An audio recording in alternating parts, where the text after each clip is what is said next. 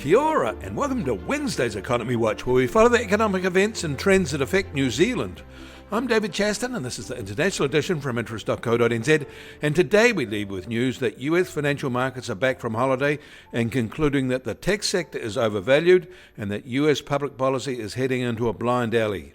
The bond market sentiment we noted in the past months has now spread to the equity markets. And you can see the rising risk aversion in the gold price, driving it sharply higher today into new record territory.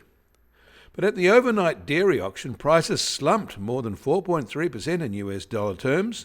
The situation was saved somewhat by the sharpest recent fall in the New Zealand dollar, so in local currency terms it was only down by 3.5%. Both the milk powders retreated sharply, with skim milk powder down 5.8% and whole milk powder down 5.3%. Most other milk fat commodities fell too, with the notable exception of cheddar cheese, which was up 3.6%. Although it's only one event, the dominant whole milk powder price is now back to early 2025 levels, and with a bit of a thud. Analysts will be keeping an eye on this, unlikely to shift their farmgate price forecast, but it wouldn't want these lower levels to repeat. But good global supply levels won't help future prices, especially if demand turns soft, and it seems to be doing that in some key markets. In the US, the widely watched ISM factory PMI was still contracting at a concerning rate in August, and that was despite a small rise in new orders. Both measures were lower than expected.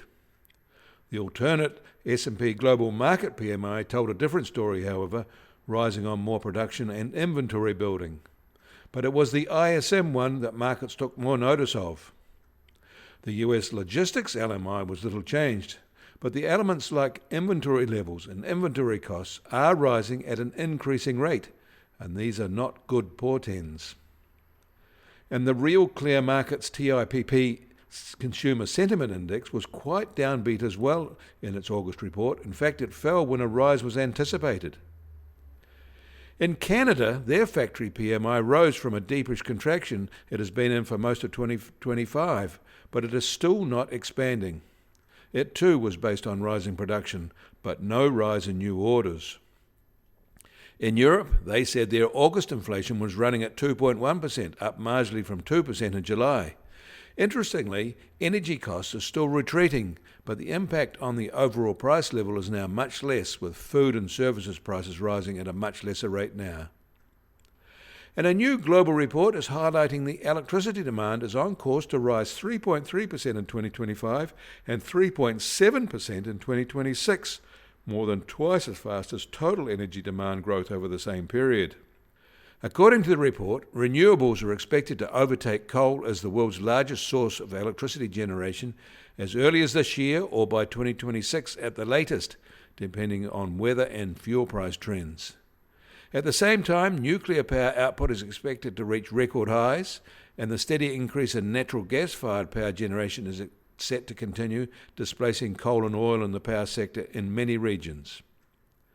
The US Treasury 10-year yield is now at 4.28% and up 3 basis points from yesterday at this time. The key 2-10 yield curve is up at 63 basis points. The last time it was this steep was in February 2022. Long-dated yields are on the move higher. The US Treasury 30-year yield is now actually closing in on 2007 levels at almost 5%. And the price of gold will start today at $3,526, up $50 from yesterday, and surging to a new record high. Silver has moved higher too, but not as aggressively. American oil prices are up $1 at just over $65.50 a barrel, while the international Brent price is holding at $69 a barrel. And the Kiwi dollar is now just under 58.7 US cents, down 30 basis points from yesterday, and its lowest level since mid-April. Against the Aussie were down 10 basis points at 89.9 Australian cents. Against the euro were unchanged at 50.4 euro cents. That all means our trade-weighted index starts today at just over 66.3 and down 10 basis points from yesterday. And the Bitcoin price starts today at $110,892 and up 1.8% from yesterday.